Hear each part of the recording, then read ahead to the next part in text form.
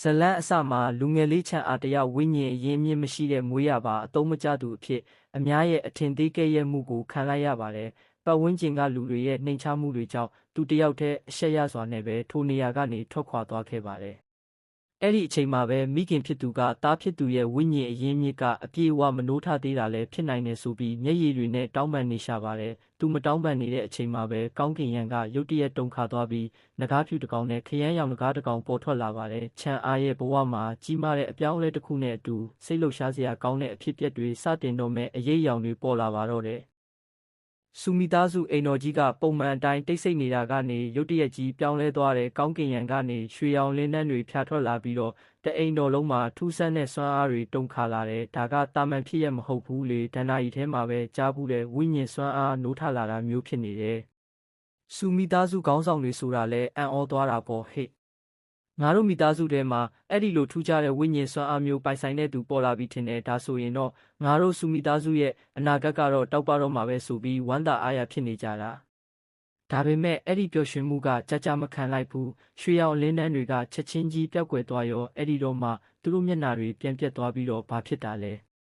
ဲဘာလို့ရုတ်တရက်ကြီးပျောက်သွားတာလဲဆိုပြီးစိတ်ပူစပြုလာကြတယ်အဲ့ဒီအချိန်မှာပဲသူတို့အာယုံကလင်ချန်ဆိုတဲ့လူငယ်လေးစီရောက်သွားတယ်လင်ချန်ဆိုတာကတော့အိမ်တော်မှာအလုပ်ကျန်းတွေပဲလုပ်ရတဲ့သူဆိုတော့ဘယ်သူမှလည်းအရေးတယူမရှိကြဘူးဒါပေမဲ့သူတို့ကလင်ချန်ရဲ့ပတ်ဝန်းကျင်မှာစွမ်းအားလိုင်းတွေကျန်နေသေးတယ်လို့တန်တရားဝင်သွားကြတယ်ဒီကောင်လေးမင်းမလှုပ်လိုက်တာလဲမင်းကအစွမ်းလဲမရှိတဲ့သူကိုအခုတော့မင်းကြောင့်ငါတို့မိသားစုရဲ့ကံကြမ္မာကြီးတောင်အနှောက်အယှက်ဖြစ်ရပြီဆိုပြီးဝိုင်းဆွဆွဲကြတော့တာလင်ချန်ဘေးကအမျိုးသမီးတစ်ယောက်ကလည်းဒါနားလည်မှုလွဲတာပါလင်ချန်ကဘာမှမလုပ်ပါဘူးလို့ခုခံပေးပေမဲ့ဘယ်သူမှနားထောင်မနေကြဘူးအိမ်တော်ရဲ့အကြီးအကဲတွေကတော့လင်ချန်ကိုအပြစ်ပေးဖို့ပဲစိတ်ကူးနေကြတယ်ဒီကောင်လေးကအစွမ်းမရှိမှန်းလူတိုင်းသိတယ်အခုဖြစ်သွားတဲ့အလင်းတွေကသူ့ရဲ့မမှန်ကန်တဲ့အပြုအမူတွေကြောင့်ပဲဖြစ်ရမယ်ဆိုပြီးဆွေးနွေးနေကြတယ်တချို့ကတော့သူကတကယ်ပဲဝိညာဉ်စွမ်းအားနိုးထတာလားဒါမှမဟုတ်တခြားသူကများကူညီပေးထားတာလားဆိုပြီးတော့ကိုမယုံနိုင်ဖြစ်နေကြတာလင်ချန်ကတော့ဘာမှပြန်မပြောဘဲတိတ်တိတ်လေးပဲနားထောင်နေတယ်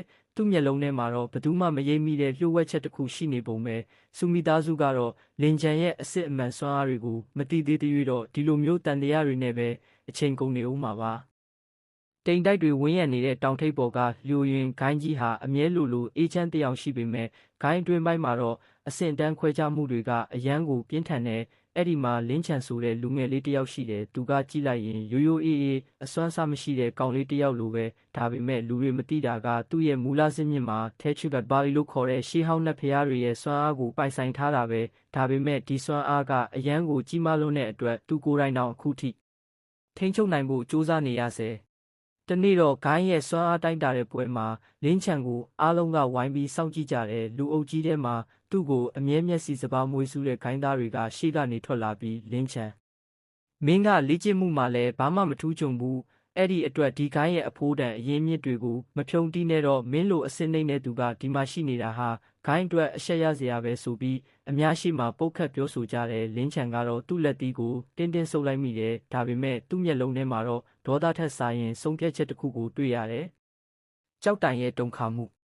သူကြောက်တိုင်ကိုသွားထိတဲ့အချိန်မှာပဲကောင်းကင်ကြီးကချက်ချင်းဆိုသလိုအုံမိုင်းသွားတယ်မိုးချင်းတန်တွေကကြောက်တိုင်တစ်ခုလုံးကိုတုန်ခါသွားစေပြီးဂိုင်းသားတွေအားလုံးကြောက်လန့်သွားကြတယ်သူတို့ကဒါကိုမကောင်းဆိုးဝါးလက္ခဏာလို့ထင်ပြီးလင်းချန်ကိုပဲအပြစ်တင်ကြတယ်တကယ်တော့လင်းချန်ကသူ့ရဲ့စွမ်းအားရှိန်ကိုချက်ချင်းပြန်ထိန်းချုပ်လိုက်ရတာဒီကြောက်တိုင်ကငါရဲ့စစ်မှန်တဲ့စွမ်းအားကိုခံနိုင်ရင်မရှိတာပဲလို့သူတွေးရင်တိတ်ကလေးပဲပြုံးလိုက်တယ်သူပြသလိုက်တဲ့အရာတွေကသူ့စွမ်းအားရဲ့တဲ့ရာဂိုင်နှုန်းတောင်မရှိသေးဘူးဆိုတာဘယ်သူမှမသိကြဘူးအဲ့ဒီနေ့ညမှာလင်းချန်ကသူ့မိခင်ရှိတဲ့တဲလေးစီပြန်သွားတယ်မိခင်ဖြစ်သူကလင်းချန်ရဲ့ပခုံးကိုကင်ပြီးတာရဲ့အမေတို့ကအရန်ဆင်းရဲတဲ့သူတွေဒီကိုင်းမှာနေရတာတခြားသူတွေရဲ့ဖိအားတွေကိုခံရလိမ့်မယ်ဒါပေမဲ့အမေယုံတဲ့သားကတနေ့ကျရင်သူတို့အားလုံးအံ့ဩသွားအောင်လုပ်နိုင်မှာပါလို့ပြောပြီးငိုရှာတဲ့လင်းချန်ကသူ့မိခင်ကိုပွေ့ဖက်ရင်သားမပူပါနဲ့အမေသားကဒီကိုင်းမှာဒီတိုင်းပဲနေဖို့လာတာမဟုတ်ဘူးသားရဲ့ကံကြမ္မာကိုကိုယ်တိုင်ဖန်တီးဖို့လာတာပါလို့ပြန်ပြောလိုက်တယ်အဲ့ဒီအချိန်မှာပဲအရင်ကငယ်တငယ်ချင်းဖြစ်တဲ့ချင်းယူရောက်လာတယ်ချင်းယူကအခုဆိုရင်ဂိုင်းရဲ့အရေးပါတဲ့တပည့်တစ်ယောက်ဖြစ်နေပြီးသူမကလင်းချန်ရဲ့အိမ်လေးကိုကြည်ရင်အတိတ်ကသူတို့နှစ်ယောက်အတူဆော့ခဲ့တဲ့မြင်ကွင်းတွေကိုပြန်မြင်အောင်မိတယ်လင်းချန် မင်းအခုထိဒီမှာပဲလားမင်းရဲ့စိတ်ဓာတ်ကတခြားသူတွေနဲ့မတူဘူးဆိုတာငါသိတယ်လို့သူမကလေးနက်စွာပြောလိုက်တယ်လင်းချန်ကလည်းငါရဲ့လမ်းက